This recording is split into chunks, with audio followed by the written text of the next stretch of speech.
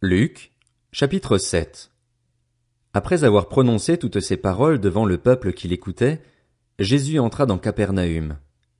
Un officier romain avait un esclave auquel il était très attaché et qui était malade, sur le point de mourir. Il entendit parler de Jésus et il lui envoya quelques anciens des Juifs pour lui demander de venir guérir son esclave. Ils arrivèrent vers Jésus et le supplièrent avec insistance, disant: « Il mérite que tu lui accordes cela, car il aime notre nation et c'est lui qui a fait construire notre synagogue. » Jésus partit avec eux. Il n'était plus très loin de la maison quand l'officier envoya des amis vers lui pour lui dire: « Seigneur, ne prends pas tant de peine, car je ne suis pas digne que tu entres sous mon toit. C'est aussi pour cela que je n'ai pas jugé bon d'aller en personne vers toi. Mais dis un mot et mon serviteur sera guéri. En effet, moi aussi je suis un homme soumis à des supérieurs et j'ai des soldats sous mes ordres. Je dis à l'un: pars, et il part, à un autre: viens, et il vient, et à mon esclave: fais ceci, et il le fait. » Lorsque Jésus entendit ces paroles, il admira l'officier et, se tournant vers la foule qui le suivait, il dit: « Je vous le dis, même en Israël je n'ai pas trouvé une aussi grande foi. » De retour à la maison, les personnes envoyées par l'officier trouvèrent l'esclave qui avait été malade en bonne santé. Le jour suivant, Jésus alla dans une ville appelée Naïn. Ses disciples, en assez grand nombre, et une grande foule faisaient route avec lui. Lorsqu'il fut près de la porte de la ville, voici qu'on portait en terre un mort, fils unique de sa mère qui était veuve. Beaucoup d'habitants de la ville l'accompagnaient. En voyant la femme, le Seigneur fut rempli de compassion pour elle et lui dit: « Ne pleure pas. » Il s'approcha et toucha le cercueil. Ceux qui le portaient s'arrêtèrent. Il dit: « Jeune homme, je te le dis, lève-toi. » Et le mort s'assit et se mit à parler. Jésus le rendit à sa mère. Tous furent saisis de crainte et ils rendaient gloire à Dieu en disant: « Un grand prophète a surgi parmi nous. » Et « Dieu a visité son peuple. » Cette déclaration sur Jésus se propagea dans toute la Judée et dans toute la région. Jean fut informé de tout cela par ses disciples. Il en appela 2 qu'il envoya vers Jésus pour lui dire: « Es-tu celui qui doit venir ou devons-nous en attendre un autre ?» Arrivés vers Jésus, ils dirent: « Jean-Baptiste nous a envoyés vers toi pour te demander: « Es-tu celui qui doit venir ou devons-nous en attendre un autre ?»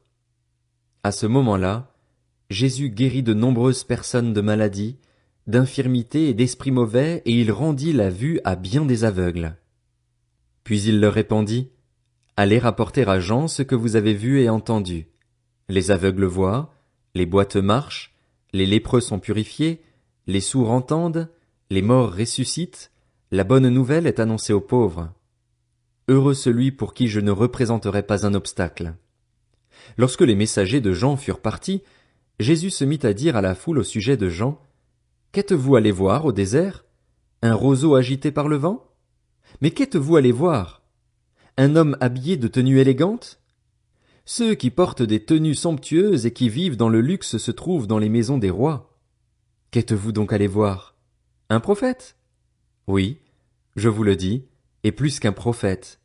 C'est celui à propos duquel il est écrit: « Voici, j'envoie mon messager devant toi pour te préparer le chemin. » Je vous le dis, parmi ceux qui sont nés de femmes, aucun prophète n'est plus grand que Jean-Baptiste. Cependant, le plus petit dans le royaume de Dieu est plus grand que lui.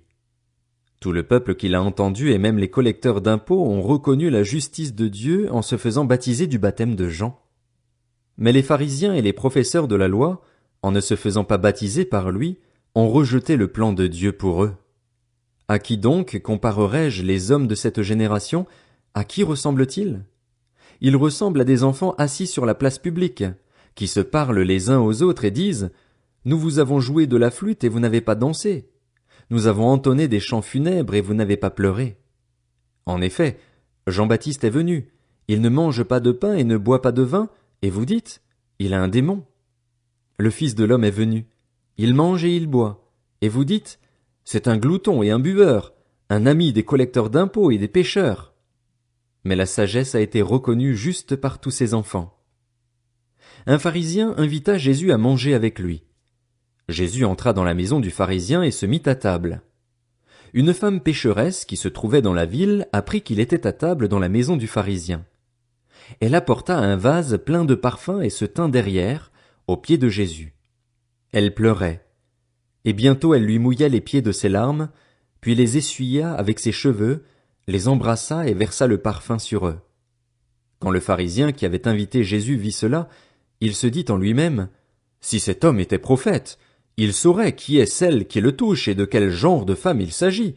Il saurait que c'est une pécheresse. » Jésus prit la parole et lui dit, « Simon, j'ai quelque chose à te dire. »« Maître, parle, » répondit-il. Un créancier avait 2 débiteurs. L'un d'eux lui devait 500 pièces d'argent et l'autre 50. Comme il n'avait pas de quoi le rembourser, il leur remit à tous 2 leurs dettes. Lequel des 2 l'aimera le plus? Simon répondit, celui, je pense, auquel il a remis la plus grosse somme. Jésus lui dit, tu as bien jugé. Puis il se tourna vers la femme et dit à Simon, tu vois cette femme? Je suis entré dans ta maison et tu ne m'as pas donné d'eau pour me laver les pieds. Mais elle les a mouillés de ses larmes et les a essuyés avec ses cheveux. Tu ne m'as pas donné de baiser. Mais elle, depuis que je suis entré, elle n'a pas cessé de m'embrasser les pieds. Tu n'as pas versé d'huile sur ma tête. Mais elle a versé du parfum sur mes pieds.